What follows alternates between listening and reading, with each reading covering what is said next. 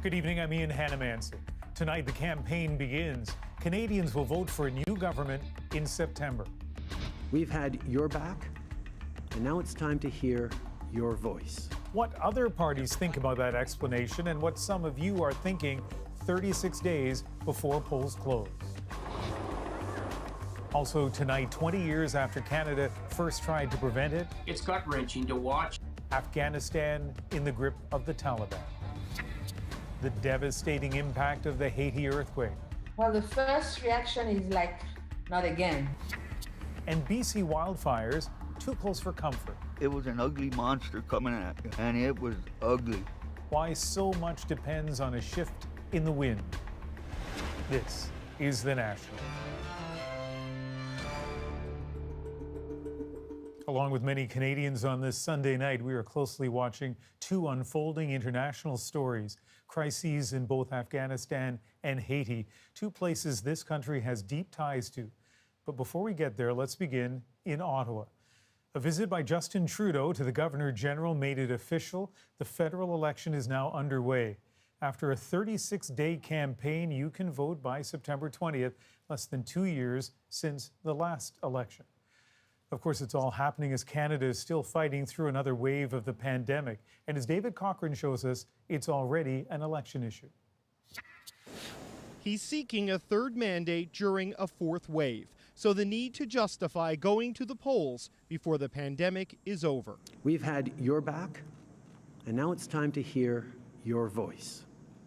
The decisions your government makes right now will define the future your kids and grandkids grow up in. A pandemic pivot from what's now to what's next. Broad promises on climate, housing, and vaccinations, a pitch the opposition didn't buy. Many people are wondering why this selfish summer election. Well, it's clear Justin Trudeau wants to grab power. There's a blunt truth in that criticism. The polls suggest the Liberals have a shot at a majority, and party insiders see these next 5 weeks as their best window. So the push to paint them as irresponsible. Mr. Trudeau is launching an election in the fourth wave of a pandemic, not securing the health and economic well-being of Canadians after he let the Delta variant into this country. To the other parties, please explain why you don't think Canadians should have the choice, why you don't think that this is a pivotal moment. Thank you for And a moment that calls for a federal campaign unlike any in history. Crowds mostly outdoors, elbow bumps instead of handshakes. Drag me, drag me, drag me. Masks ever present. La culture et l'identité. Purpose-built studios to campaign virtually. Another change for the Liberals, no big rallies. Justin Trudeau is in Montreal tonight, normally the site of a large party gathering in the thousands. This time, just two quick stops, a coffee shop in the suburbs and a street festival in his home riding. David Cochrane, CBC News, Montreal. Let's bring in CBC's chief political correspondent, Rosemary Barton. And Rosie, the Prime Minister made his case to Canadians about why now, but still a lot of criticism. Yeah, listen, this was never going to be a welcome decision by the other parties, Ian, even those who have voted against the government in confidence motions. There's a belief inside those other parties that this is just about political opportunism and nothing more, given the state of public opinion polls right now, and that during a variant-driven fourth wave, Canadians should not be worrying about an election. The question, of course, is how long does any of that criticism really last, particularly as those other parties need to start pitching their ideas to voters, too. So there's the issue of timing, and also vaccines may turn into an issue. Yeah, in the last days of governing, the Liberals made it mandatory for federal workers to be vaccinated, passengers on planes, and for all of their candidates to be vaccinated. That wasn't just a public health policy, though. It was also about politics, creating a clear wedge between the Liberals and the Conservatives. The Conservatives need to appeal to their base and to a more moderate public, but Aaron O'Toole agrees vaccines are safe and effective. He's been vaccinated. Anyone traveling with him has been vaccinated, but he is not requiring his candidates to be vaccinated. And he said today he doesn't want to force any Canadian to be vaccinated. That raises at least one question for him right away. If it's dangerous to have an election, why not mandate the most effective protection against the virus, that is a vaccine? So you can see how this could become a pretty sticky situation, or a sticky issue rather, potentially in the weeks ahead. We're going to talk a lot more about all of this coming up on a special Sunday edition of At Issue. All right, Rosemary, thanks. Thanks. Party leaders aside, at the heart of this election are the voters, Canadians who have been through a lot in the last year and a half. So in just a little bit, that's where we'll turn our focus, the particular issues dominating in parts of this country, what you want to see the leaders address. We'll also catch up with our reporters on the campaign trail. But first, let's turn to those other developing stories. Starting in Afghanistan, tonight the Taliban is on the brink of taking full control 20 years after Western forces removed it from power. Extremist fighters reached the capital early today and began to move in. British troops also arrived in Kabul today as Western countries race to move out thousands of nationals. Elsewhere, a steady stream of Afghans sought refuge by crossing into Pakistan. Since just Friday, the group has consolidated control over most of Afghanistan. Chris Brown shows us the crushing result. By day's end, Taliban fighters were sitting at the desk in the presidential palace. Afghanistan's army gave up without a fight. The only part of the capital, Kabul, not under Taliban control is the airport, now the epicenter of an exodus of Western diplomats. Social media posts showed scenes of chaos as thousands of Afghans swarmed the tarmac, trying to get on any flight to escape. For everyone else, there were mass lineups outside bank machines and enormous traffic jams as people headed home to await whatever tomorrow brings. Afghanistan's president began the day vowing to negotiate an orderly transfer of power, but he didn't stick around to do it, fleeing the country, he said, to avoid bloodshed, though many called it cowardly. Not just for me, for the entire nation. It certainly is a betrayal. Rangina Hamidi, who used to be his loyal education minister, now fears retribution from the Taliban. In terms of how safe we are, and how this night, if we remain until the morning, it's very, very difficult to predict if we will make it to the morning. Their properties, their lives are safe. A Taliban spokesman attempting to demonstrate a more moderate stance to the world promised there would be no vengeance.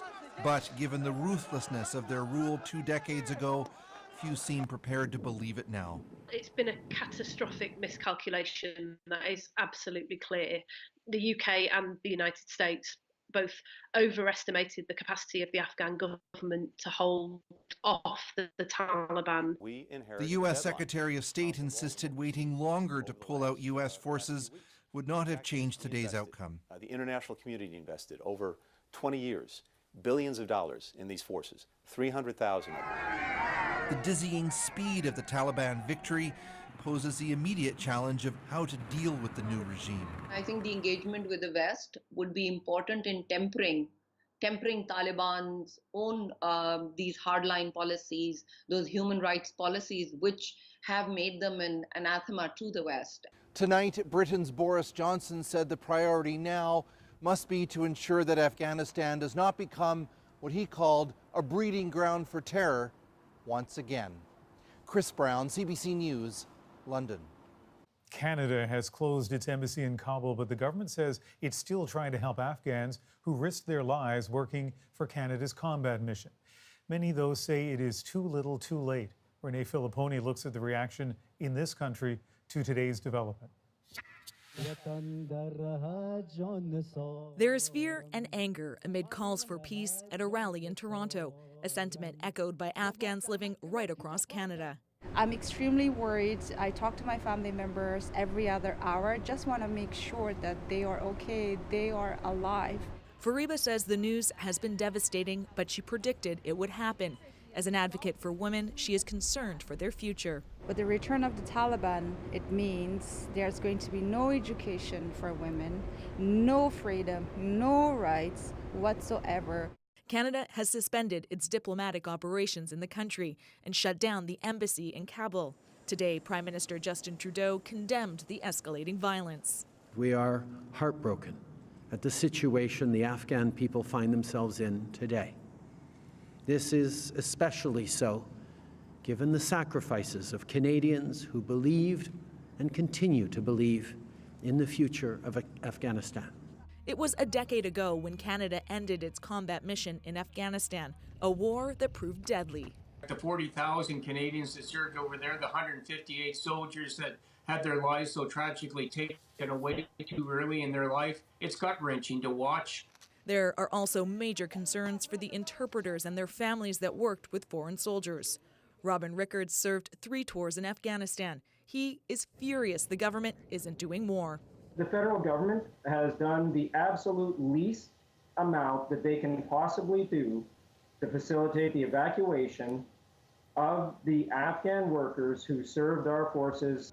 Canada has committed to taking in 20,000 refugees who have already fled and says it is working with allies like the U.S. to get more flights out of Afghanistan. Renee Filipponi, CBC News, Vancouver. In Haiti tonight, the death toll from this weekend's powerful earthquake has jumped to well over 1,000, and the search for survivors continues. The U.S. Coast Guard is providing medical help for those pulled from the ruins. Tens of thousands of people left homeless when hundreds of buildings were flattened. Montreal's Haitian community is, of course, watching all of this with great concern. Matt Damour has the details. A second day of desperate searches for survivors in the town of Les Cailles through the rubble of collapsed buildings. The magnitude 7.2 earthquake struck near southwestern Haiti, about 125 kilometers from the capital of Port-au-Prince. It's left Montreal's large Haitian community reeling. Well, the first reaction is like, not again. A reference to the devastating 2010 quake that killed approximately 250,000 people. Community groups are organizing aid as people try to contact loved ones. Calling the family, the friend to have news and asking people to go and get the people who are under the rubble to get them out of that. Officials have declared a 1-month state of emergency, but as aid to Haiti is organized, some worry about getting it to the affected region. In some way, there is only one road, and with the problem of gangs, with the problem of kidnapping, there is a big problem to send resources to this part of the country. The Canadian Red Cross has started a fund for relief efforts in Haiti, but the organization says it's too soon to say if personnel will be deployed, with several questions still up in the air. What is the most helpful thing we can do or send? Material, people? Are we going to be able to get there? What is the safest way for the people and the material to get where the help is needed? As search efforts continue, there are worries of more damage coming. Tropical storm Grace is predicted to reach Haiti in the next 36 hours. Matt Damour, CBC News, Montreal. CBC meteorologist Johanna Wagstaff is also a seismologist, and I know, Joe, you've been looking at the data on this quake. Let's start with aftershocks. Well, Ian, we've seen at least 9 significant aftershocks over magnitude 4.5 that would have caused more shaking in the region, potentially more damage to already weakened structures. And we also know through satellite imagery, this shaking is triggering landslides in through the region. So there will be likely more aftershocks of significant size in the days and weeks to come, but they will gradually taper over time. The aftershocks are also painting a picture for us, a map of essentially how much of the Earth's crust slipped during that main event. And hopefully that'll help us figure out if stress is being transferred to a new fault line for future risk. So 2 massive destructive earthquakes in Haiti in 11 years. What does this tell us about the future risk for the country? Definitely risk for large damaging earthquakes in the near future in Haiti. Haiti lies on a tectonic boundary between the Caribbean plate and the North American plate, and the 2010 earthquake only 75 kilometers away, but on a completely different fault line. So scientists right now trying to see if there's a direct connection between one and the other. We know this is a complicated and highly seismic region layered on to the poor infrastructure. We will see more damaging earthquakes in the near future. Hopefully this one, though, will help us hone in on where that is. All right, Johanna, thank you. You're welcome. More now on our lead story, Canada's 44th federal election. The Liberals called it, and the four other parties with MPs quickly launched their campaigns. Our reporters are with them, and let's begin with Hannah Thibodeau and Conservative Party leader Erin O'Toole. Erin O'Toole launched his campaign here in the party's virtual studio. O'Toole says this is an unnecessary election called simply because the Liberals want a majority government. There's no reason for this election, and in fact, we've asked him not to. But as Canadians have seen over 6 years, Mr. Trudeau will always put his own self-interest, interest of insiders, ahead of the national interest. O'Toole says the Conservatives are best placed to deal with the health and economic consequences of the pandemic. But on that score, he's facing questions for not saying whether he'll force his candidates to get vaccinated. O'Toole says reasonable accommodation can be made for unvaccinated people. I'm Rafi Boudjikanian with the Bloc Québécois in Montreal for the start of a campaign leader Yves-François Blanchet says is unnecessary. Asked about recent Liberal announcements on childcare for Quebec and French language protections, Blanchet says, bring it on. I am not of a very discreet nature. I will find my way to the ears and eyes of the population. 2 years ago, the Bloc tripled its seat count, keeping the Liberals from a majority. Today, Blanchet kicked off this campaign at Montreal's Pride Parade, specifically in Justin Trudeau's riding, making it clear he intends to compete hard again. I'm Olivia Stefanovich with NDP leader Jagmeet Singh, who also kicked off the campaign in Montreal. Singh wants Canadians to see his party as the progressive alternative, pushing an agenda that asks the ultra-rich to pay more. People have referred to the pandemic and said, well, we've all been in the same boat. And I say really clearly, we've not been in the same boat. Some people have ridden out this storm in luxury yachts while others have been in leaky lifeboats. Singh will be hoping that message takes hold in Quebec. 2 years ago, the NDP won just one seat here. I'm David Thurton with the Green Party. Annie Paul is campaigning in Toronto Centre, a riding she hopes to win with her progressive views on climate change, a guaranteed livable income, and ending the opioid crisis. Our country is suffering. It needs leadership. It needs leadership that offers a positive, progressive, and compelling vision. She faces an uphill battle, not just trying to win this Liberal fortress, but also overcoming opposition within her own party. People who want to see her gone. The feeling is if she doesn't win this seat, she won't be able to stay on as leader.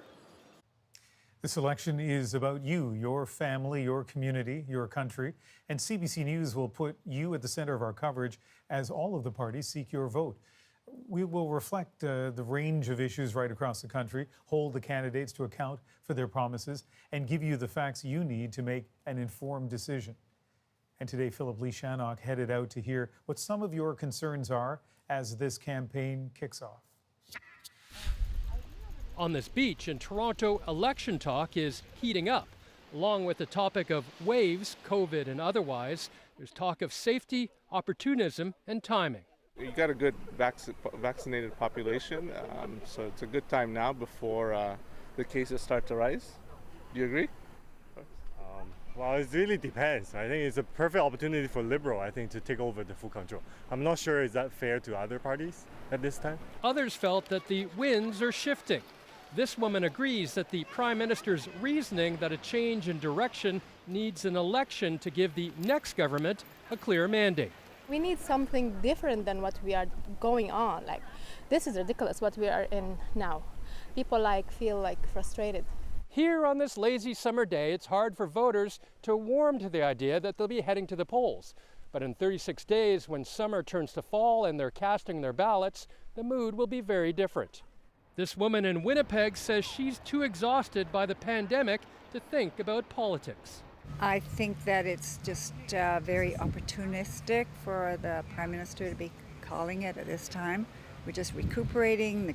The country is in some major debt. People are still on CERB. People are still unemployed. And so it's just, to me, I find it to be just an ego thing, just looking at the opportunity to get a majority. With a provincial election underway in Nova Scotia, news of another election on the horizon was taken in stride. An election during the pandemic? No major concerns. I feel like where we're in the Maritimes, we're kind of really privileged in that, where we haven't really started our fourth wave. It's kind of pretty calm here, so I feel comfortable. I'm not sure about the rest of the country right now. Back in Toronto, for some, an election is the furthest thing from their minds. I'm not aware of it at all. I'm not at all aware of it. A carefree day at the beach. Canadians will hear more than enough about the election in the coming weeks. Philip Lishanok, CBC News, Toronto. To get a majority, parties will have to win battleground ridings. There are so many close races in Quebec, toss-up ridings. Coming up, Quebec voters tell us the key issues that will get their support.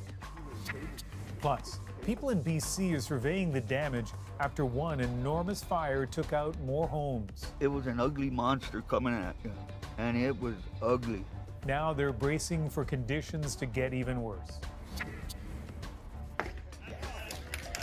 And one Newfoundland girl pitches her way into the boys' league. The guys in the other team are always like shocked that there's a girl there. We're back after the break.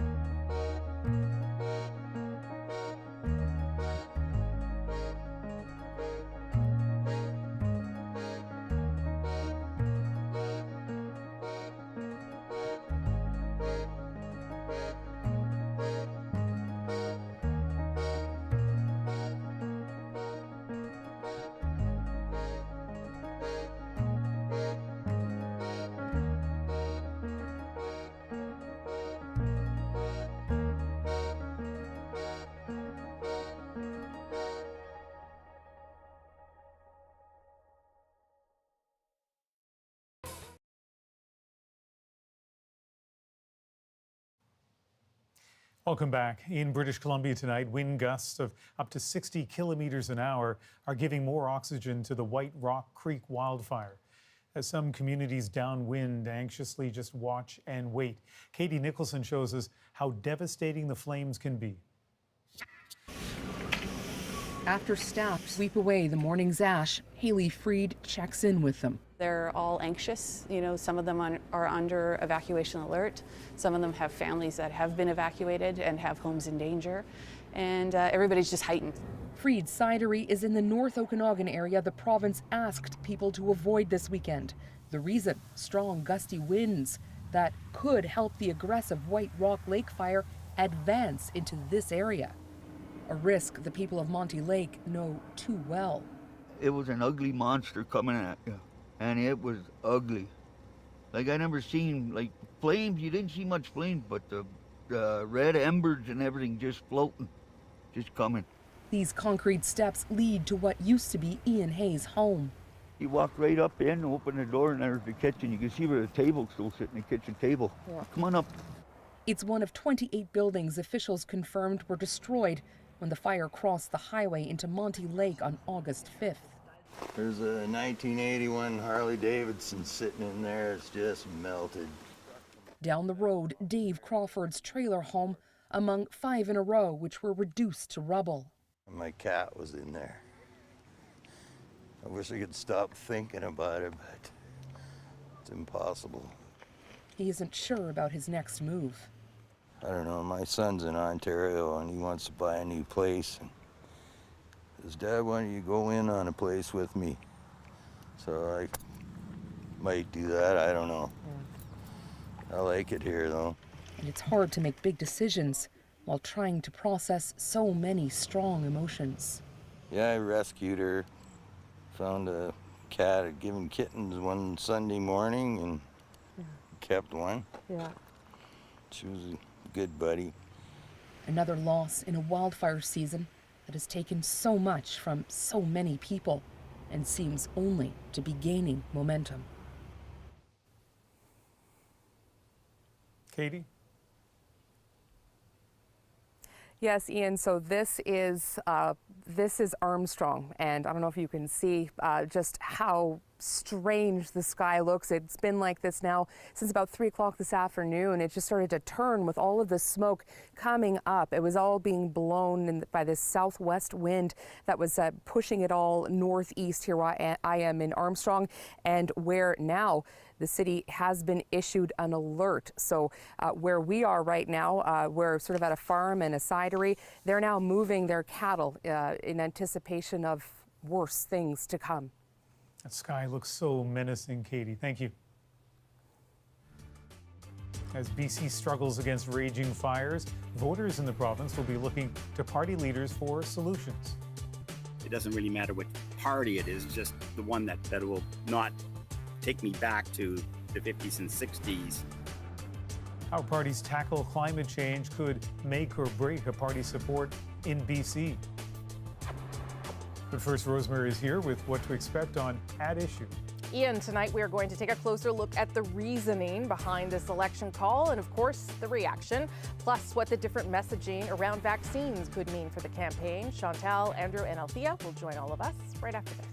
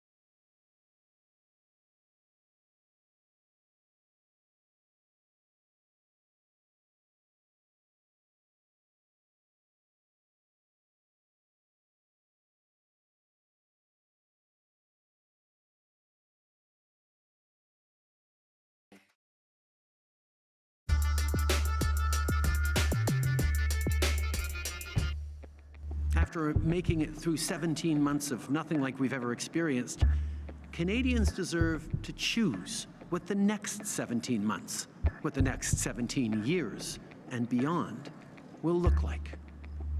A leader who cared about the best interests of Canadians would be straining every sinew to secure the recovery right now.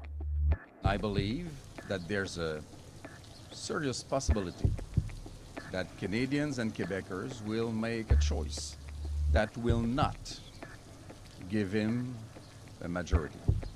Many people are wondering why this selfish summer election. Well, it's clear Justin Trudeau wants to grab power.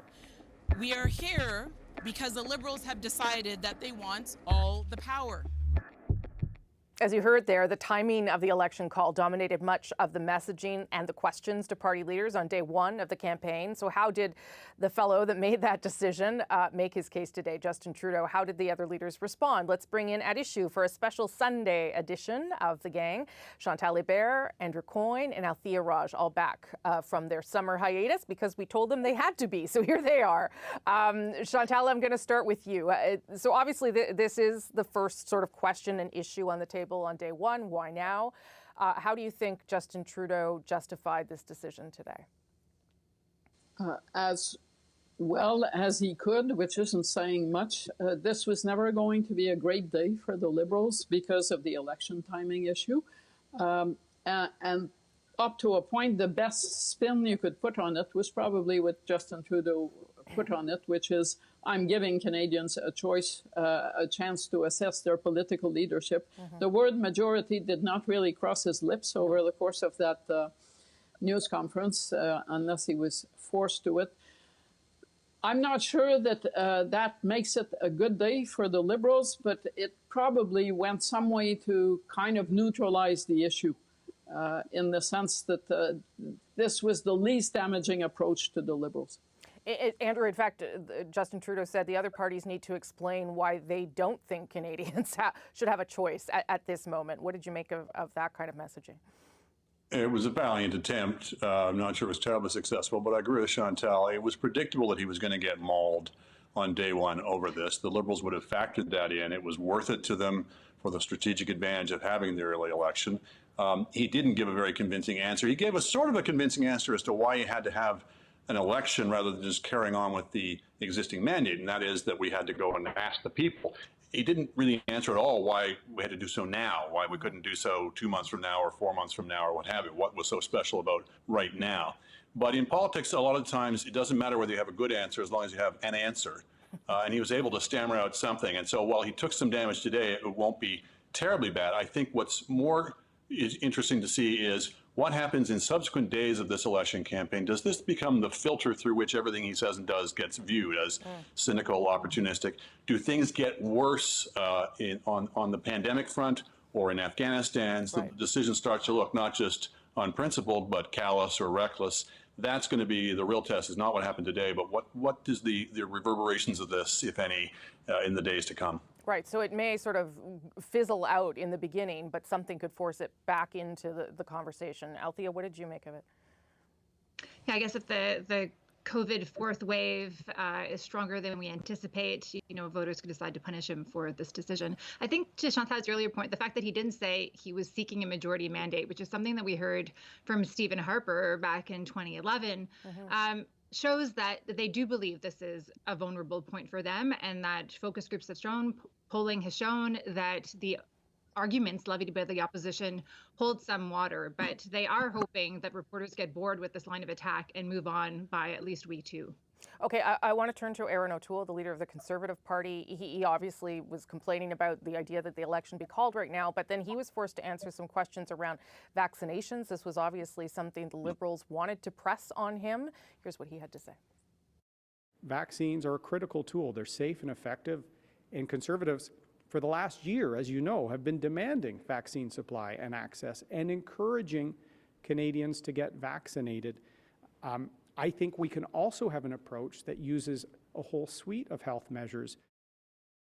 So we should say the Liberal Party, the NDP, they are requiring their candidates to be vaccinated. Aaron O'Toole not willing to do that, and saying that other measures are just as important or also important along with vaccination. Chantal, what did you make of how this issue, how he managed that issue and that question? Not very well. This is a fish or cut bait issue, and up to a point, the fuzzy positioning, vaccination if necessary or if you want to, but not necessarily, does not play well already with the majority of the public. Up to a point, Aaron O'Toole has set himself and his party up for the fourth wave, turning them and not Justin Trudeau and the Liberals into a casualty. And that is, if the pattern we've seen over the past 17 months holds, the worse that the fourth wave is, the more that the public is going to want a more restrictive approach to what you can do if you're not vaccinated. Right. The governments that are getting punished in the polls for being perceived as more lax than others, that's not Mr. Legault and his curfew and now his vaccine passports. It's Jason Kenney, it's Premier Ford. So not a great answer, and frankly, not a very solid answer, considering that this was the most predictable question that was going to come his way. I think it has more legs to walk for longer than the election timing issue. But Andrew, I guess he's sort of stuck, because there are people inside his party that believe that healthcare choices are personal, private decisions, and that they shouldn't be dictated by government. And that's who he's trying to manage there, is it? Well, not just in his party, but further to the right, the People's Party. I think this, again, was an absolutely predictable mauling. I think the Conservatives were willing to take it on day one in the calculation, again, that the strategic advantages were worth it. In this case, the strategic advantage is keeping some distance, however small, because it's not a huge amount of distance between his position in substantive terms and the Liberals. But keeping a little bit of difference of saying, yes, I'm totally pro-vaccine and people should be encouraged to get it, but he's not actually going to mandate it, so that he can't be painted by the People's Party as just being exactly the same as the Liberals, because this is an issue they've been hammering. Now, obviously, that's not a mainstream issue. They're not going to win a lot of seats, the PPC, but they can deny the Tories some seats if enough voters who are worried about this issue glom onto it. So he had to make sure there was some difference between himself and the Liberals on this, even if he didn't look particularly comfortable or persuasive in doing so. Althea, what did you make of his response? And maybe also his decision that today he wasn't going to campaign out on the hustings. He was going to sit up at the Westin here in Ottawa as part of his sort of response to the idea that an election is not responsible right now.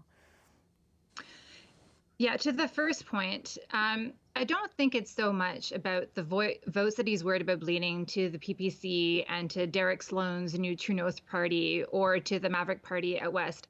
But I think that these issues are issues that suppress the Conservatives' own voter base, right. That is an issue that's important to their volunteers, to the door knockers, to the people who get out the vote. And this just shows, yet again, it's a really hard job to be leader of the Conservative Party in Canada, because there is a growing gap between the voters that Aaron O'Toole is trying to court and the voters that actually support him. It reaffirms the idea in people's mind that what if Aaron O'Toole had been in charge during the COVID pandemic? Would we have had such stringent health measures? Would the pandemic be as much under control as it is if he had been in charge? And the other issue is, we hear this from all the political parties, one of the, in some ways, greatest assets Aaron O'Toole has is that people don't actually know who he is. He's a kind of a blank slate. So the Conservatives have been looking to put the best foot forward. And today the Liberals managed to squeeze Aaron O'Toole on an issue that many Canadians, most Canadians actually tell posters, he is not representing their values. They support mandatory voting, mandatory vaccines. We see that in polls, 53, 59, even as high as 2/3 of Canadians do. And now Aaron O'Toole is offside with them. A quick go around, if I can, on how events outside of the country today played into today, or how they might going forward, whether it be the taking of Kabul by the Taliban and the collapse of that country into their rule, the earthquake in Haiti, which has now claimed more than 1,000 lives. How do those sort of large-scale foreign policy issues play into a campaign? And I got to do a quick go around on this. I'm sorry, Chantal. You're sorry that I get to answer first. Yeah, yes, I think and then it's fast, yeah. I think the Haiti catastrophe is in a different category from the Afghan images, and that those images of people being left behind, being stranded, are a bit of a nightmare, not only for the Liberals, also for the Conservatives, who were both very much behind the Afghan mission. But it is Justin Trudeau that is the Prime Minister, and if there is too much of a gap between glad-handing and the pictures that you see of people we have left behind in that place, it will hurt the Liberals. They are, Andrew, already working with other allies to see who they can grab and sort of get out of the country. So there is some work being done, even as the campaign starts. But your take? Well, let's be clear, politics aside, this is a moral failing. We made a promise to these people that we would get them out, and we failed them. That can and should be held to account of the government of the day, and will be. The specific connection people were trying to draw to the election, that somehow calling the election had caused them to take their eye off the ball, I think is a stretch. But the juxtaposition of sort of jolly campaigning and this terrible human tragedy going on in Afghanistan is not a pleasant one. Last word to you, Althea. I think in some ways this makes me think of 2015 when the picture of Alan Kurdi kind of put the Syrian refugee issue on the map. And I don't think this is an issue they saw coming. Nobody expected Kabul to basically fall today. But this is another theme, and I agree with my colleagues about the images being horrible. But those themes, keeping your promise, competent government, like if the Liberals cannot show that they can chew gum and walk at the same time, I think that will hurt them. And this is one of these issues that in a non-election time would be really difficult to actually harness all the resources of government to try to get these people out. It's going to be really quite something to do that without, with your politicians and your prime minister out on the campaign trail. Okay, got to leave it there. Good to see you all on this Sunday, and I know you'll all come back here on Thursday for a regular panel. We'll talk about all the other parties and the various issues that will emerge over the coming days. Thank you all. Now I'll send things back to Ian in Vancouver. Thanks, Rosemary. And as the campaign heats up, some issues will be key to winning close races. We depend on the vaccine in Canada, and we can't even produce a vaccine. From COVID to climate, the regional impact of the issues that matter. Next.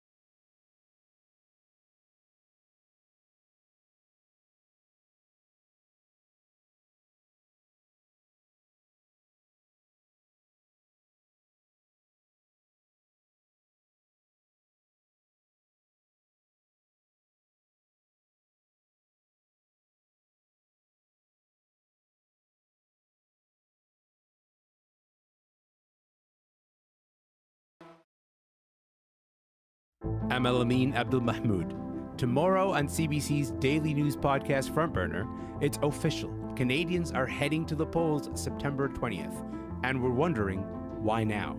Subscribe wherever you get your podcasts. I want to vote for somebody who cares about climate change and is going to help take care of our planet. Issues for me is Indigenous issues. I want to see a national dental care program brought in, get the daycare thing sorted out. The voter might have a big concern how the government going to do to get the economy fully recover. I think that the focus needs to be on stop giving people handouts and start seeing people get back to work. Just a sample of some voter priorities as we head into this federal election campaign. The parties have the next 36 days to try to win your support. And while where you live doesn't decide your priorities, it can influence them. So tonight we're going to look at two regions, Quebec and BC. And BC is where we'll start with Anita Bath. The campaigning begins while forests are burning. A very real sign that climate change is on the minds of many British Columbians, and it could sway their vote. Every year there's been some sort of impact with fires, smoke, but I haven't seen anything this devastating. Phil Elliott owns the Avalon Inn in Osoyoos and has lost well over $50,000 in revenue this summer from cancellations due to hazy skies. A former Conservative voter, he now sees the environment and the economy as one. In this area, it doesn't really matter what party it is, just the one that will not sort of take me back to the 50s and 60s fossil fuels mentality. The owner of Victoria's Splash Landscape is also looking at this election through a different lens. We're experiencing more heat now than it seems like ever before, so that really opens your eyes. And trying to keep this from turning to this isn't as easy as it once was. It's definitely been dry. Trees are failing, things are drying out. We're slowly doing our best to mitigate as much as we can. 45% of British Columbians put climate change at the top of their list going into this election. But will that actually mean change at the polls? If their absolute guiding conscience is climate change, they're indicating to a significant extent that neither of these leaders really has a significant advantage on this file. And despite being directly affected by the environment, with farm crops destroyed in the blistering heat this summer, there's still a large part of BC holding true to its Conservative base. We know that anecdotally, agriculture producers are really feeling the heat quite literally and feeling the effects of hotter temperatures.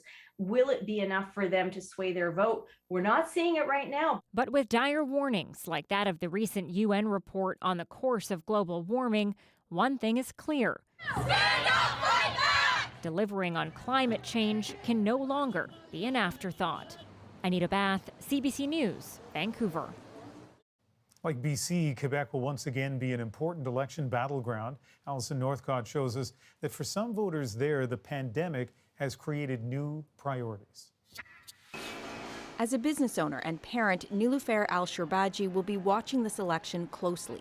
This election is important to me because there are new things that have come to light since the pandemic, since becoming a mother, that I hadn't seen before, that I hadn't felt before. For her, accessible, affordable childcare is a major issue, along with continued support for businesses like hers hit hard by the pandemic. We should have more of some type of tax relief fund to be able to go back to where we were, or at least, half of what we were. Just like in 2019, Quebec is expected to be a crucial battleground, particularly between the Liberals and the Bloc Québécois. There are so many close races in Quebec, toss-up ridings, at least a dozen easily that could flip colors in this election. So politicians will want to play defense in Quebec. That means targeting key ridings and issues like climate change and the pandemic recovery. We still, try to do pipelines all around the country when we have to radically change our lifestyles. We depend on the vaccine in Canada, and we can't even produce a vaccine. I mean, I think that should be one of the major things that we must think in the future.